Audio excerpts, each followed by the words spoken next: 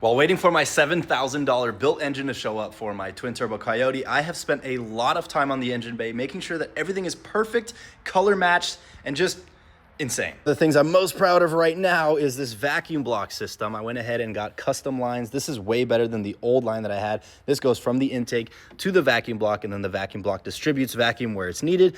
This right here is getting its own line to the intake, so the fuel pressure regulator is on its own line. We're getting the boost gauge here, boost controller. Everything is nice and neat.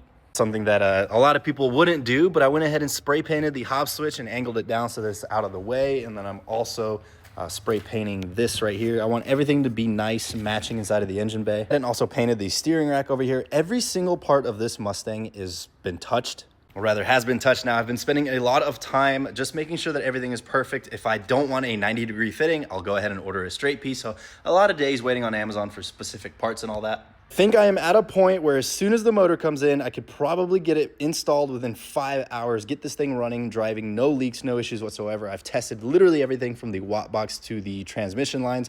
Everything should be perfect. And as soon as we get the motor, I probably will never have to touch this engine bay again. I know that it's not SEMA quality or anything like that, but it is miles better than what it used to be because I actually started taking my time with this stuff and I'm really enjoying it.